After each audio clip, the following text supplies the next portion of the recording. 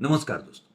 जब आप अपनी आईटीआर फाइल करते हैं तो उस आईटीआर के फाइलिंग के पश्चात इनकम टैक्स डिपार्टमेंट जनरली उस रिटर्न को प्रोसेस करता है और section 143 subsection 1 of income tax act में एक इंटीमेशन जारी करता है। इस इंटीमेशन का बेसिक तात्पर्य ये होता है कि आपने रिटर्न क्या भरी और डिपार्टमेंट ने उसे क्या एक्सेप्ट किया। कुछ लोगों ने मुझसे यहाँ पर क्वेरी किया कि अनूप जी, मेरी इंटीमेशन भी प्रोसेस हो गई, उसमें रिफंड भी डिटरमाइन हो गया, पर डिपार्टमेंट ने उस रिफंड को पिछले किसी डिमांड से एडजस्ट कर लिया, तो क्या ये गलत नहीं है?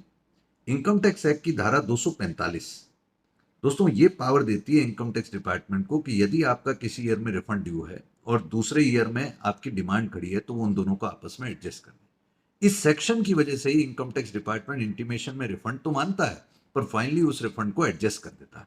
यदि आपको ऐसे एडजस्टमेंट पर प्रॉब्लम है तो आपको सेक्शन 154 में रेक्टिफिकेशन रिक्वेस्ट लगानी चाहिए।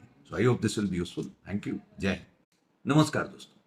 जब आप अपनी आईटीआर फाइल करते हैं तो उस आईटीआर के फाइलिंग के पश्चात इनकम टैक्स डिपार्टमेंट जनरली उस रिटर्न को प्रोसेस करता है और section 143 subsection 1 of income tax act में एक इंटीमेशन जारी करता है। इस इंटीमेशन का बेसिक तात्पर्य ये होता है कि आपने रिटर्न क्या भरी और डिपार्टमेंट ने उसे क्या एक्सेप्ट किया। कुछ लोगों ने मुझसे यहाँ पर क्वेरी किया कि अनूप जी, मेरी इंटीमेशन भी प्रोसेस हो गई, उसमें रिफंड भी डिटरमाइन हो गया, पर डिपार्टमेंट ने उस रिफंड को पिछले किसी डिमांड से एडजस्ट कर लिया, तो क्या ये गलत नहीं है? इनकम टैक्स एक्ट की धारा 245 दोस्तों ये पावर देती है इनकम टैक्स डिपार्टमेंट को कि यदि आपका किसी ईयर में रिफंड ड्यू है और दूसरे ईयर में आपकी डिमांड खड़ी है तो वो उन दोनों को आपस में एडजस्ट कर ले। इस सेक्शन की वजह से ही इनकम टैक्स डिपार्टमेंट इंटीमेशन में रिफंड तो मानता है, पर फाइनली उस रिफंड को एडजस्ट कर देता है।